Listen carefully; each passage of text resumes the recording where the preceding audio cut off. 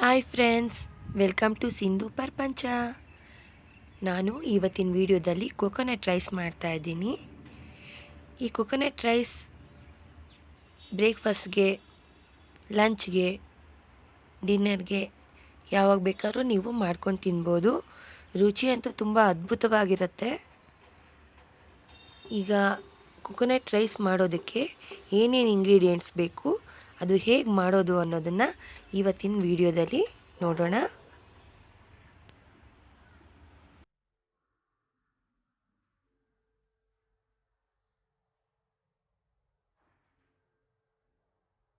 ಮೊದಲಿಗೆ 7ರಿಂದ 8 ಹಸಿಮೆಣಸಿನ್ಕಾಯಿ, ಒಂದು 6 ಒಣಮೆಣಸಿನ್ಕಾಯಿ, ಸ್ವಲ್ಪ ಕರಿಬೇವು ತಗೊಂಡಿದ್ದೀನಿ. ನಂತರ ಕಡಲೆಬೇಳೆ ಸ್ವಲ್ಪ, ಕಡಲೆಬೀಜ ಸ್ವಲ್ಪ, ಅರ್ಧ ಹೋಳು ತೆಂಗಿನಕಾಯಿ ಈ ಥರ ರುಬ್ಬಿ ಇಟ್ಕೊಂಡಿದ್ದೀನಿ.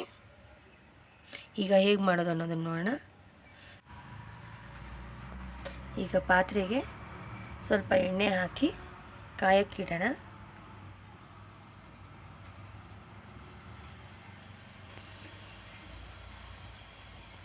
ನಂತರ ಎಣ್ಣೆ ಕಾದ ನಂತರ ಸ್ವಲ್ಪ ಜೀರಿಗೆ, 1 ಸ್ಪೂನಷ್ಟು ಜೀರಿಗೆ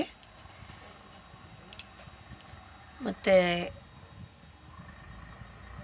ಕಡಲೆಬೀಜ, ಕಡಲೆಬೇಳೆ ಹಾಕಿ ಸ್ವಲ್ಪ ಫ್ರೈ ಮಾಡ್ಕೊಳ್ಳೋಣ.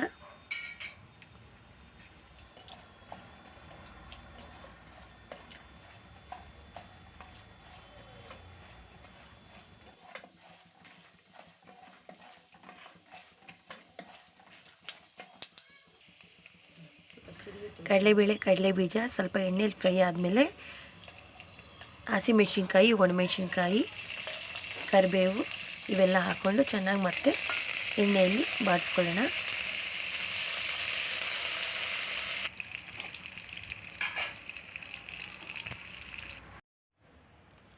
ಫ್ರೆಂಡ್ಸ್, ನಾನು ಉಪ್ಪು ಈಗಲೇ ಹಾಕ್ತಾಯಿದ್ದೀನಿ. ಕೊಬ್ಬರಿ ಹಾಕಿದ್ಮೇಲೆ ಉಪ್ಪು ಹಾಕಿದ್ರೆ ಒಂದೊಂದು ಕಡೆ ಉಪ್ಪಿರುತ್ತೆ, ಒಂದೊಂದು ಕಡೆ ಸರಿಯಾಗಿ ಹೊಂದ್ಕೊಂಡಿರಲ್ಲ ಉಪ್ಪು. ಹಾಗಾಗಿ ನಾನು ಈಗಲೇ ಉಪ್ಪು ಹಾಕಿ ಕಲಿಸ್ಕೊತಾ ಇದ್ದೀನಿ.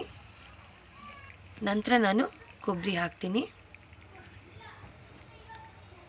ನೋಡಿ, ಈಗ ಕೊಬ್ಬರಿ ಹಾಕಿ ಚೆನ್ನಾಗಿ ಕಲಿಸ್ಕೊಂಡ್ರೆ ಚೆನ್ನಾಗಿ ಎಲ್ಲ ಕಡೆಯೂ ಉಪ್ಪು ಬೆರ್ತಿರುತ್ತೆ.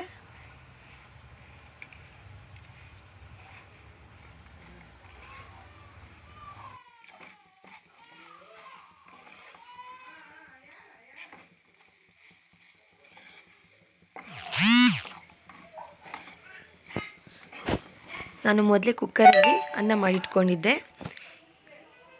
ಈಗ ಆ ರೈಸ್ನೂ ಹಾಕಿ ಇದಕ್ಕೆ ಕಲಿಸ್ಕೊಳ್ಳೋಣ.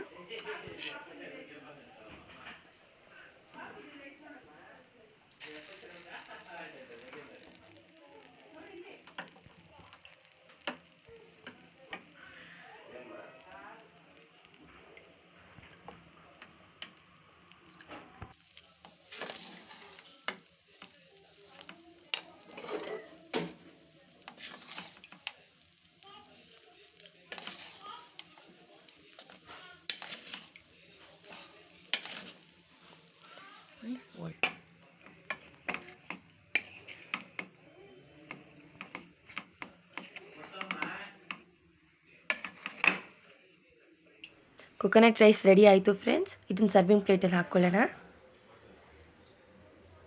ನಾನು ಮಾಡಿ ಕೊಕೊನಟ್ ರೈಸ್ ನಿಮ್ಗೆ ಇಷ್ಟ ಆಗಿದ್ದರೆ ಪ್ಲೀಸ್ ನನ್ನ ಚಾನಲ್ನ ಸಬ್ಸ್ಕ್ರೈಬ್ ಮಾಡ್ಕೊಳ್ಳಿ, ಲೈಕ್ ಮಾಡಿ, ಶೇರ್ ಮಾಡಿ, ಕಾಮೆಂಟ್ ಮಾಡಿ. Thank you.